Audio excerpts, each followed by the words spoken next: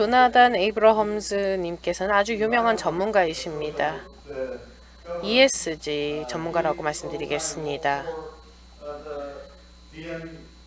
DNV에 오랫동안 취직하셨습니다. 그리고 이제 호주의 해양수산부의 자문을 하고 계십니다. 15년 동안 DNV 유럽 지사, 중동 그리고 아시아 지역을 관리하고 계십니다. 오늘 주제는 해양 ESG가 되겠습니다.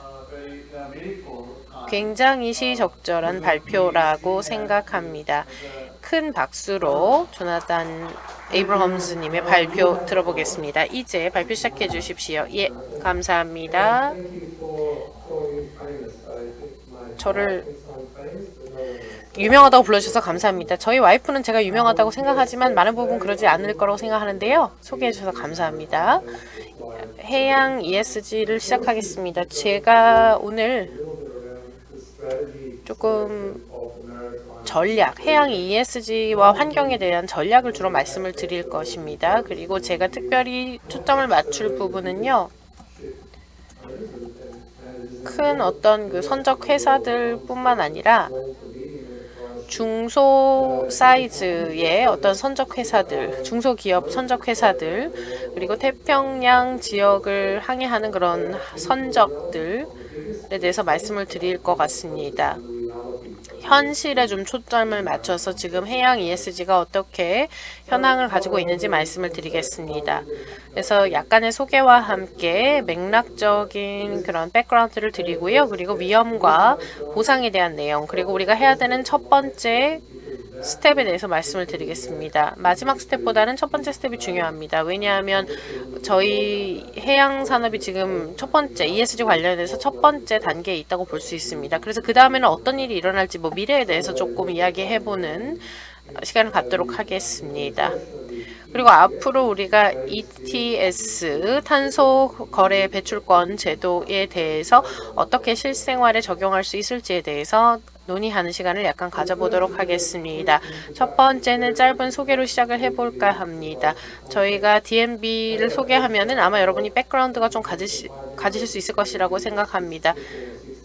제가 16년 동안 DNB에 근무를 했습니다. 그리고 전 항상 ESG 분야에 집중을 해왔습니다.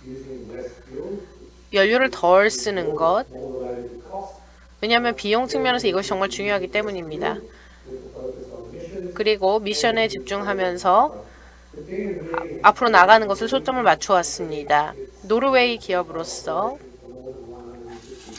159년 이상의 업력을 가지고 있습니다. 그리고 전 세계적으로 저희가 13,000명의 직원을 가지고 많은 부산에도 또 선적을 많이 하고 있습니다. 그리고 다른 한국의 지역에도 지사를 두고 있습니다. 2주 전에 사실 한국에 갔었습니다.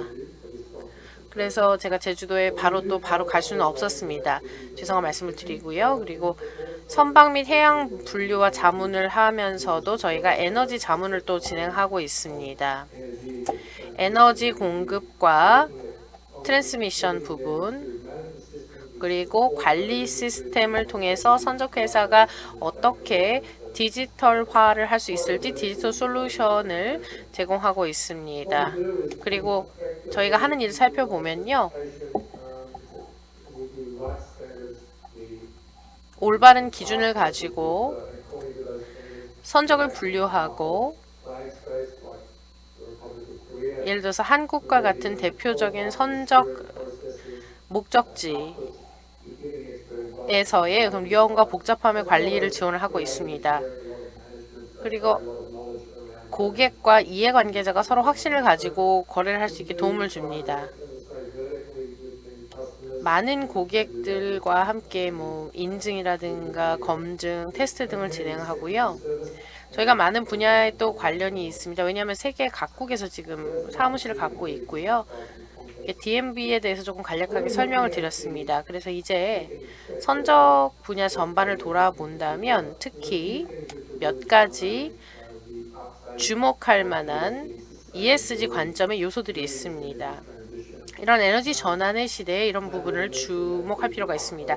매들린 국장님께서 말씀하신 것과 같이 특정한 이런 해양 환경을 관리하고 검토하는 것은 특히 동남아시아와 태평양의 도서 국가들에게는 중요할 수가 있습니다.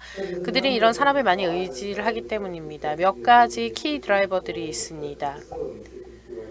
운송의 지속 가능성과 에너지 전환을 위한 핵심 동인이 될 텐데요. 규정과 정책을 먼저 생각할 수가 있습니다. 선적이라고 하는 것은 국제적인 산업이기 때문에 이 해운 선적 산업은 보통 아주 큰 정책과 법률의 규제를 받습니다. 그리고 지역적 측면에서 뭐 EU라든가 미국의 그런 어떤 정책에 영향을 받습니다. 그리고 각각의 그 선적 국가, 한국이나 중국이나 호주나 뭐 그런 데도 규정이 있겠죠. 그들 각각이 이행할 수 있는 정책에 대해서 이렇게 셋업을 합니다. 우리가 말하는 대부분의 선적은 규정과 제지에 관련된 산업입니다. 많은 제한이 있습니다. 모든 측면에서 디자이닝을 하고 실제로 조선을 할 때, 건적을 할 때까지 많은 규제를 받습니다. 여기에서 지속 가능성이라는 주제가 계속 대두되고 있습니다. 기관의 지속 가능성이 우리 산업에 많은 영향을 미치기 때문입니다. 많은 선적 회사들은 탈탄소에 관심이 많습니다. 그렇게 해야지 그들 자신의 비즈니스를 증명해낼 수 있다라고 생각하는 게 요즘 추세입니다. 그리고 다양한 리포트를 통해서 이런 탈탄소의 노력을 홍보하고 있습니다. 비용을 절약한다는 것, 그리고 비용 효율적인 측면으로 간다는 것이 저희가 운송 산업의 미래를 밝게 하는 그런 요소가 될 것입니다. 선적 회사들이 그래서 계속해서 그런 부분에 관심을 두고 있습니다. 그런데 대부분의 그런 부담과 압력은 우리에게 선적을 수주하는 그 고객에게서 옵니다. 나이키 한번 생각해 보십시오. 나이키를 비롯한 많은 리테일, 소매 그 기업들은 제품이 빨리 안전하게 배송이 되기를 원할 것입니다. 그래서 많은 선적 회사들이 이런 많은 국제적인 기업들과 일을 하면서 많은 압력에 노출이 되어 있습니다. 많은 부담에 노출되어 있습니다. 그 부분은 부인할 수 없습니다. 그래서 이 선적 산업이야말로 해운 산업이야말로 탈탄소의 부담에 많이 놓여 있다라고 볼 수가 있습니다. 그러면 이제 몇 가지 ESG 관련한 포인트를 말씀드리도록 할 텐데요. 첫 번째는 직원입니다. 미디어, 그리고 여론입니다. 여론은 중요합니다. 어떤 선적 해운 산업이든 효율적으로 잘 진행이 되는지, 그러면서 위험을 최소화할 수 있고 다양한 그런 고려하는 부분이 많습니다. 왜냐하면 이런 모든 것들이 하나의 부담으로서 해운 회사에 작용을 하기 때문입니다. 여론, 특히 그 중에서도 공적인 운영 측면에서 여론이 중요합니다. 그런 배들이 계속 다니면서 계속 연료를 태우면서 굴뚝으로부터 연기를 배출하고 이런 것을 볼 때 여론이 별로 호의적이지 않을 수가 있습니다. 규제 당국 그리고 각 나라의 정부 관련한 기관들이 여론을 주도할 수가 있습니다. 또한 미디어로 인해서 주도되는 그런 분위기가 있습니다. 여론은 항상, 미디어는 항상 좋지 않은 소식을 찾는 경향이 있습니다. 그래서 이런 선적 회사에 많은 부담을 줄 수 있는 요인 중에 하나가 바로 여론이 되겠습니다. 그래서 이렇게 각기 다른 레벨의 기대가 있습니다. 그래서 선주들이 또 이런 요소를 많이 해야 되고요. 60년대, 70년대는 두 가지 그 소비자들이 있었습니다. 첫 번째는 선주입니다. 선주들 이외에는 사실 그렇게 크게 걱정할 사람들이 없었습니다. 근데 더 이상은 이제 항상 하던 대로의 식으로는 비즈니스를 할 수가 없게 됐습니다. 그래서 끊임없이 선주뿐만 아니라 다른 여러 가지 환경적인 고려를 해야 된다는 것입니다. 이 슬라이드가 굉장히 제가 말하려는 메시지를 잘 전달해 준다고 생각이 드는데요. 제가 각기 다른 이해 관계자가 있다라고 말씀을 드렸습니다. 기대들도 다 다릅니다. 이 두 분의 여성을 보면은 어떻게 사람들이 보통 선적과 관련한 이해관계자를 이해하는지를 잘 보여주는 예시라고 하겠습니다. 직원들은 보통 가족들이 많습니다. 가족 경영이 많습니다. 그래서 특히 처음에 그 직장에 취업할 때 자기 가족 기업에 취업을 해서 가업을 이어받는 그런 절차를 거칩니다. 근데 뭐 환경에 크게 해를 끼치지 않는 한 뭐 이렇게 사업이 기존의 방식으로 진행이 되게 됩니다. 그리고 나서 운영 측면으로 들어갔을 때 일상의 매일매일의 어떤 그런 선적 활동을 살펴보게 됩니다. 그리고 이렇게 선적과 해운 운송에 관련된 환경을 봤을 때 더 많은 투명성과 입증된 사실을 이해관계자들은 요구합니다. 그리고 이미 그 추구하는 기업의 미션을 공표하게 하고 있습니다. 그리고 다른 이해관계자들은 제가 말씀드린 다른 이해관계자들뿐만 아니라 ESG 관련한 퍼포먼스를 어떻게 진행하고 있는지를 알고 싶어 합니다. 그래서 많은 보고들을 봤을 때 이미 많은 ESG 관련된 보고서가 시중에 나오게 될 때 그 이해관계자들이 이것을 어떻게 해석하는지는 각자의 문제입니다. 그리고 고객 관점에서 이것을 보고하겠다. 데이터 관점에서 이것을 보고하겠다. 데이터를 검증하겠다. 이런 경우에는 또 이렇게 선적 회사들이 많은 비용을 들일 수 있게 됩니다. 그리고 매일매일의 비즈니스를 통해서 카고를 화물을 선적하고 선적을 발송하고 이런 다양한 매일매일 해야 할 일이 있는데 거기에다가 ESG 보고까지 더해지기 때문에 어떤 큰 부담으로 다가올 수가 있습니다. 또 앞서 말씀드린 것은 이제 EU에서는요, IMO 국제해상기구가 또 요구하는 것이 굉장히 많습니다. 선적은 여러분이 생각하는 것보다 그렇게 간단한 산업이 아닙니다. 알파벳 수프라는 것을 한번 생각해 보십시오. 여기 모든 글씨들이 있죠. 이것이 ESG 프레임워크입니다. 그리고 ESG 기준입니다. TCFD는요. 재정 보고와 관련된 거고요. SST 같은 것은 지속 가능성에 관련된 것.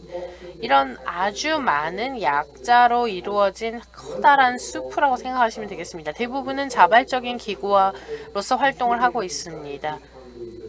그럼 어떤 기준을 찾아서 어떤 활동을 해야 되는지는 여러분의 선택입니다. 간단한 답이 아닙니다. 이런 모든 것을 조화롭게 만드는 것이 그동안의 오랜 과제였습니다. 특히 이런 해양 산업에서 그랬고요. 그리고 국제 기구들을 봤을 때도 이 국제 기구들이 현재 그 운영과 관련한 그 보고서 최신 버전을 따르고 있지만 그렇다고 하더라도 똑같은 기준이어도 각기 운용하는 그런 내용이 다를 수가 있습니다. 그래서 이런 그 기준은 우리에게 할 일을 말하세요. 그럼 우리가 하겠습니다. 이런 것뿐만 아니라 굉장히 많은 혁신을 요구하고 있습니다. 그리고 부수적인 활동 또한 많이 요구를 하고 있습니다. 그런데 ESG 측면에서 우리가 항상 ESG가 뭘 의미하는지는 얘기하고 있고 다 잘 아실 겁니다. E는 환경, S는 사회, 그리고 G는 지배구조입니다. 해양 현실에서 환경은 정말 중요합니다. 환경은 중요한 매트릭스입니다. 탈탄소 전 여정도 역시 우리에게 필요한, 비용은 들지만 종국에는 필요한 전략입니다. 그리고 이런 배들이 항해를 끝내고 다시 다른 항해로 나아갈 때 어떻게 하면 미래에 조금 더 효율적으로 운영을 할 수 있을까? 만약에 오늘 2023년에 배를 하나 주문한다고 했다. 그러면 2년 정도를 기다려줘야 됩니다. 그래서 2040년까지 되면 우리가 원하는 만큼의 공급을 많이 받지 못할 것입니다.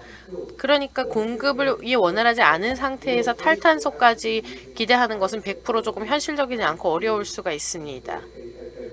그리고 현재 처한 어떤 연료 문제들도 있습니다. 그래서 이러한 다양한 요소를 고려하면서 우리 스스로에게 ESG를 하기 위해서 뭘 해야 되느냐라고 물어보는 것은 조금 어려운 질문일 수가 있습니다. 그래서 이런 한국의 조선업은 전 세계적으로도 굉장히 우수한 경쟁력을 갖췄다고 알고 있는데요. 사실 뭐 경쟁력이 높다 하더라도 시간은 많이 걸리는 산업입니다. 그렇기 때문에 이 모든 이미 건조가 된 배를 빨리 바꾸는 것은 쉽지가 않습니다. 비효율적일 수도 있고요. 오염원을 많이 유발할 수도 있고요. 그렇게 되면 상황이 좋지 않게 됩니다. 그래서 미래의 탈탄소에 대한 증명, 개념 증명을 하기 위해서 그렇다면 우리가 어디에서 어떤 연료를 얻어야 되냐, 어떻게 해서 탈탄소로 가야 되냐라고 했을 때 그것은 또 다른 문제가 되겠습니다. 암모니아, 메탄올, 그리고 전기화를 통한 연료 공급이 많이 대두되고 있습니다.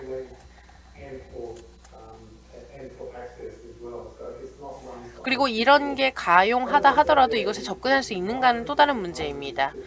그리고 환경은 보통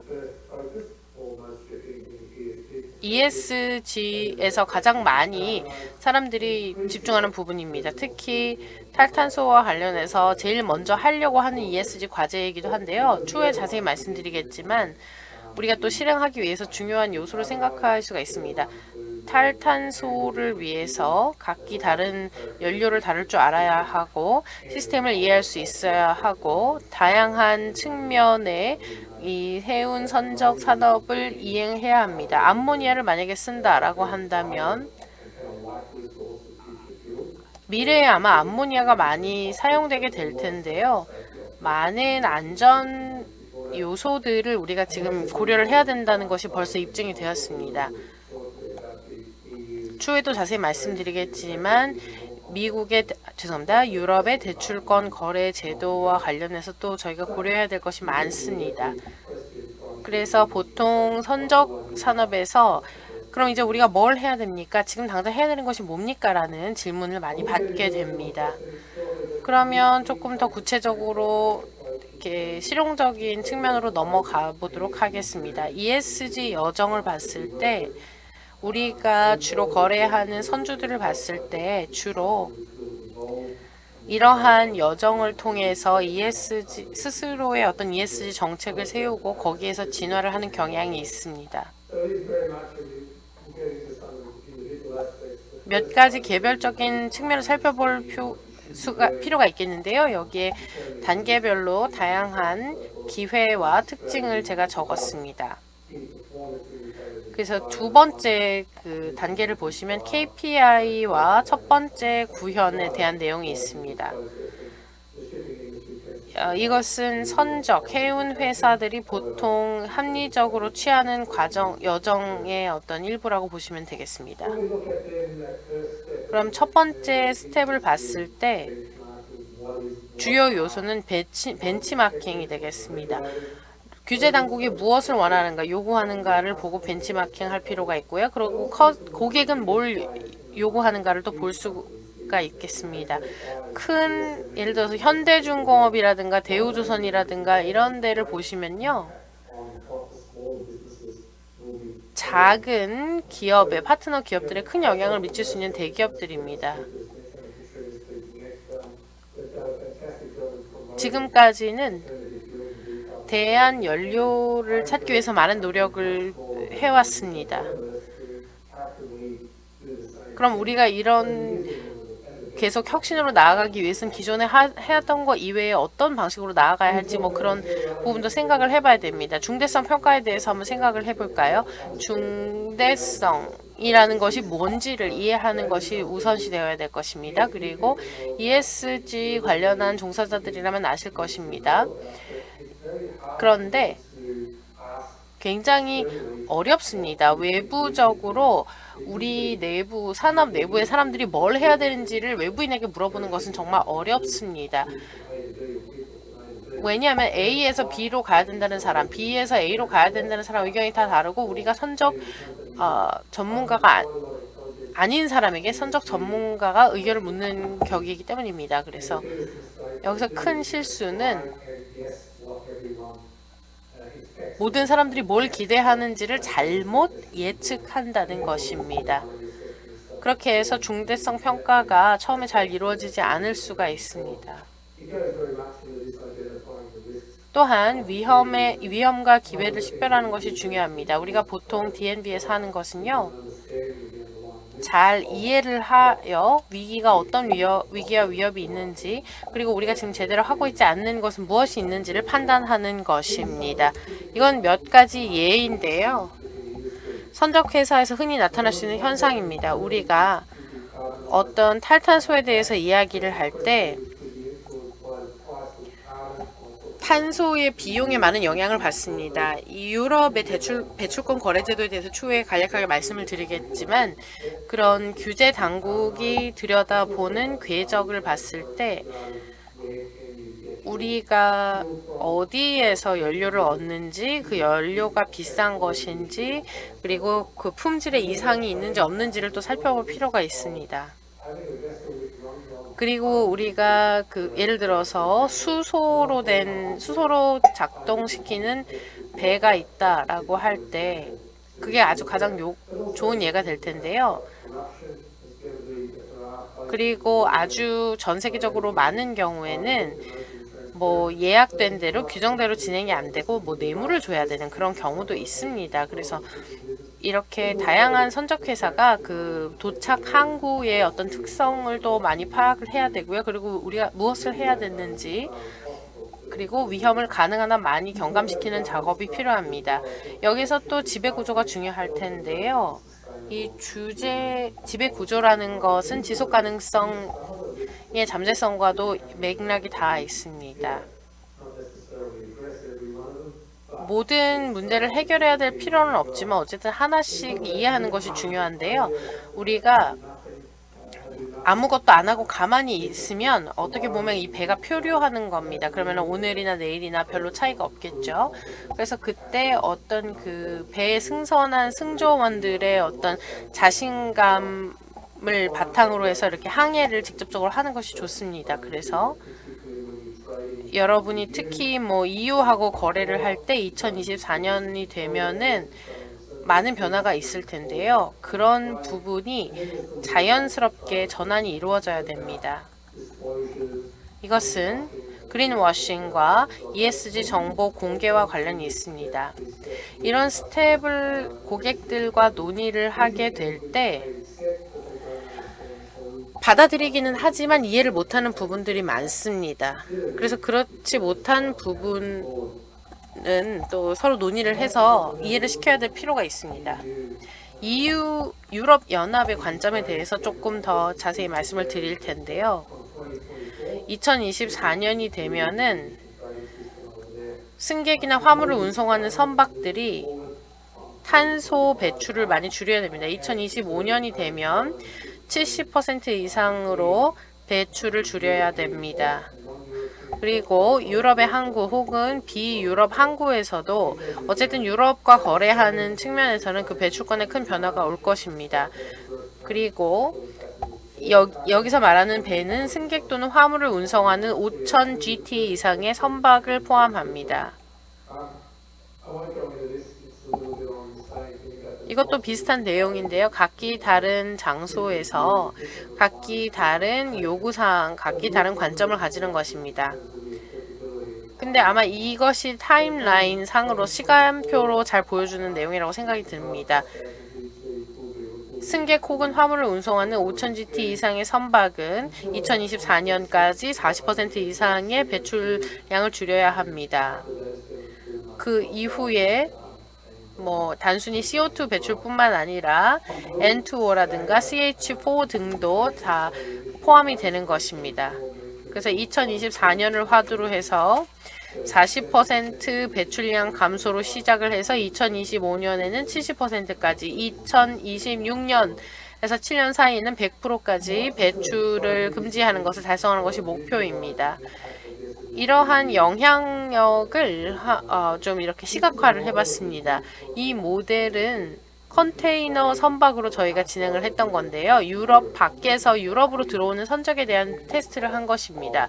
잠재적인 비용은 이제 LNG 쪽에서 비용이 많이 들었고요. 왼쪽 그래프를 보시면 어두운 그래프 바가 LNG고요. 파란색이 LNG고요. 그리고 CO2 양을 봤을 때 몇 년간 큰 변화 없었다가 좀 차이를 보이고 있습니다. 그래서 트렌드를 보시면 비용이 점점 늘어나는 것을 보실 수가 있습니다. LNG가 더 저렴할 수가 있습니다. 비용이 덜 듭니다. 왜냐하면 CO2를 덜 생산하는 연료 쪽으로 트렌드가 변할 것이기 때문입니다. 이것은 부담이 될 수가 있습니다. 그럼 이거 누구한테 부담이 될 거냐? 제가 홍콩에 있는, 그리고 싱가포르, 호주에 있는 많은 분들, 한국에 있는 분들과도 이것을 어떻게 견딜 거냐, 이런 변화를 어떻게 받아들일 거냐에 대해서 많은 대화를 나눈 바 있습니다. 제가 아주 자세한 디테일로 들어가지는 않겠지만 2024년부터 유럽에서 이런 것들을 철저하게 관리한다고 미리 말씀을 드렸고요. 각 회사는 EU의 관리 기관에 등록을 해야 됩니다. 그리고 3월 31일, 2025년부터 매월 3월 31일까지는 회사에 EU MRB 배출 보고서를 제출해야 됩니다.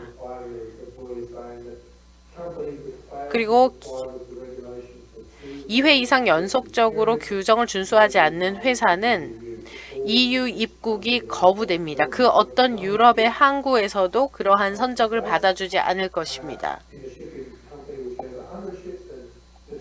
그리고 예를 들어서 100여 개가 넘는 그 선적이 유럽에 들어와야 된다. 그런데 2회 이상 연속적으로 규정을 준수하지 않았다.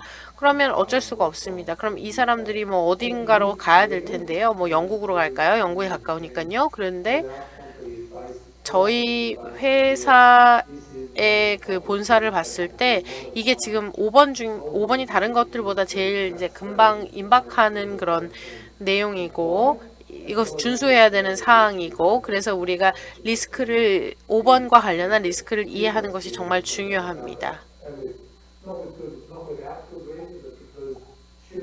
근데 이게 선적이라는 게 굉장히 천천히 어떤 변화를 받아들이는 산업이기 때문에 지금 빨리 조치를 해야 그때쯤 되면은 여러 가지 요구 조건을 맞출 수가 있을 것입니다. 세금도 마찬가지고요. 자, 이 부분은 조금 디테일이고요. 뒤로 가면은 두 번째 단계에서 ESG 전략을 세우고 KPI를 최초로 구현하는 단계가 되면요. KPI를 선정을 한 후에 당연히 구현을 하겠죠. 그리고 나서 선적 회사가 특별히 환경과 안전과 관련해서 어떤 전략을 채택할지를 실행하는 단계입니다. 앞서 말씀드린 것과 같이 사람들의 이런 우리 산업의 부담이 점점 가중되고 있습니다. 이것을 컨셉화하는 게 이런 방법이 어떨까 생각이 드는데요. 사람들이 어떤 이런 그 ESG 변화로 가기 위해서 어떤 에이블러가 좋은지, 어떤 도구를 사용해야 되는지를 판단을 할 수가 있습니다. 많은 새로운 능력이 나타나고 있습니다. 이렇게 미래에 필요로 하는 그런 기업의 능력들이 계속해서 나타나고 있는데요. 계속해서 보고되는 내용을 보면요. 그 안전 규제에 대한 규제가 계속 늘어나고 있고요. 그리고 긍정적일 수도 있고 부정적일 수도 있는데요. 인간 요소를 한번 생각해 보면요. 인간적인 요소는 좀 사실 요구사항이 많이 줄어들고 있는 추세입니다. 아무래도 이제 여러 가지 규제가 복합적이고 중복적인 내용이 많기 때문에 그런 것을 거르는 또 과정에서 우리가 사람들에게 많은 그런 스트레스를 줄 수도 있습니다. 지금 현재까지는 어떻게 해야 될지에 대해서는 잘 알려지지 않은 상태입니다. 그러면 최근에 연구 발표를 보면요. 다양한 데이터베이스를 수집했는데요. 싱가포르의 마라톤 파운데이션이라고 하는 곳이 있습니다. 거기에서 미래의 영역에 대한 검토를 했습니다. 많은 사람들이 엔지니어든 누구든 간에 어떤 그 인력난을 겪고 있습니다. 그래서 여기서 하이라이트 중요하게 여기는 부분은요. 87%의 사람들이 그 새로운 대체 연료에 대한 필요성은 인식하지만 실제로 그것을 갑자기 바꿀 수 있는 능력은 되지 않는다라는 답변이 있습니다. 그리고 또한 이와 동시에 기술화 그리고 디지털화가 이런 과정을 조금 더 쉽게 만들어줄 수 있을 것입니다. 근데 사실 사람들 중에서 50% 정도만이 이런 기술에 대한 신뢰를 가지고 있습니다. 산업이 변하고 있기 때문에 우리가 선적회사로서 더 지속 가능성을 갖추려면 어떻게 해야 되는지에 대해서 고민해 볼 필요가 있습니다. 그리고 특히 선적회사를 봤을 때 주요한 그 요소는 지속 가능성입니다. 이 비즈니스가 계속 잘 이루어질 수 있을 것인지에 대한 고려를 하는 것이죠. 선주와 그 조선소를 얘기를 했습니다. 그럼 한국과 다른 나라가 좀 다를 수가 있지만 ESG 매트릭스가 보통 이런 식으로 구성이 되어 있습니다. 특히 선적장을 봤을 때 모든 선적장에서 똑같은 기준을 도입하는 것은 아닙니다. 그런데 선적장에서 많은 데이터를 수집을 하고요.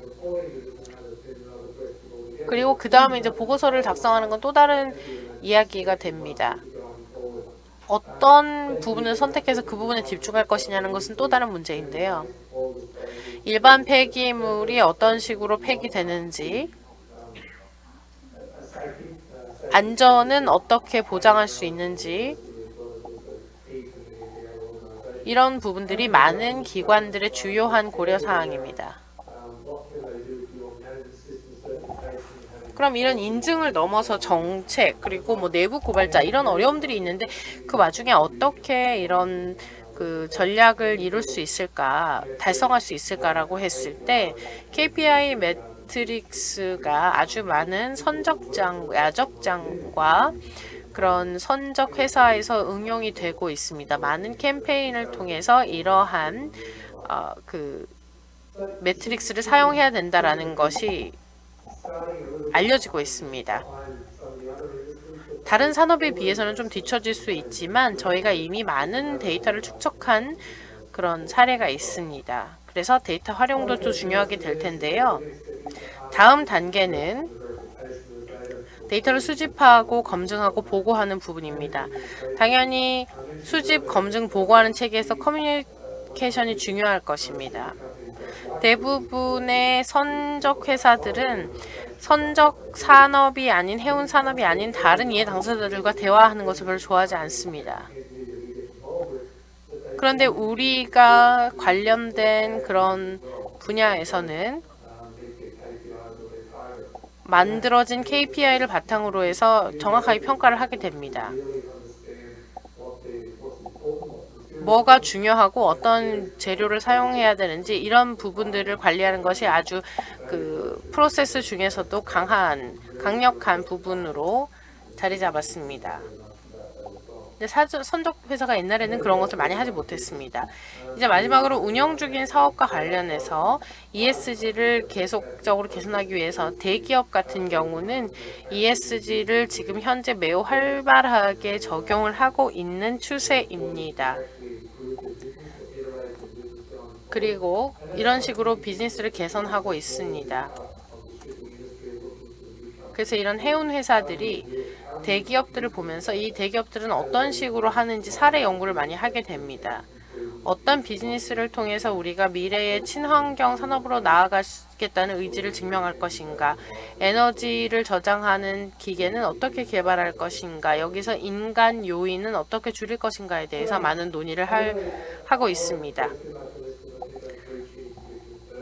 제가 뭐 더 자세히 말할 수는 없지만 이 해운 산업이라는 프레임워크 안에서 우리가 해야 되는 것은 다른 산업과는 좀 ESG 양상이 다르다고 먼저 말씀을 드리겠습니다. 다양한 이해 관계자의 참여를 통해서 무엇이 중요한지를 파악을 하고요. 그리고 이런 대화를 통해서 우리가 이제 뭐를 해야 되는지, 우리가 제일 먼저 뭐를 해야 되는지, 무엇을 계획해야 되는지, 타겟이 뭔지를 알아봐야 됩니다. 그리고 실제로 이것을 해보는 것이 중요합니다. 이것이 그냥 프로젝트로서 계획만 하다 끝나는 프로젝트가 돼서는 안 됩니다. 흥미 여부에 관계없이 이런 모든 그 고려사항을 거쳐서 우리가 해야 될 일을 찾는 것이 중요합니다. 그래서 ESG 측면에서 저희 D&B는 조직이 글로벌 혁신에 대처할 수 있도록 도움을 주고자 합니다. 해운 산업에 종사하는 사람이 누구인지, 누가 됐든지 이런 역량을 갖추는 것이 중요한데요. 해운 산업과 해양 산업은 다른 산업과 좀 양상이 다르고 ESG 분야에서 어떤 그 특정한 프레임워크가 있고 검증을 해야 하는 특정한 프레임워크가 있기 때문에 프로그램들을 많이 개발하고 그 실증 사업을 많이 해보면 좋을 것 같습니다. 그래서 이 산업이 특히 다른 산업에 비해서 크게 뒤처졌다고 볼 수는 없습니다. 하지만 아주 많은 산업적인 변화가 있었습니다. 이것은 타 산업 특정적이라기보다는 앞으로 미래에 그 해운 산업이 할 일이 많기 때문입니다. 예, 제가 지금 거의 시간이 다 돼서 끝내주셔야 될 것 같습니다. 예, 이제 마지막 그 슬라이드였고요. 추후에 질문 받도록 하겠습니다. 감사합니다. 예, 감사합니다. Big applause. 네, 감사합니다.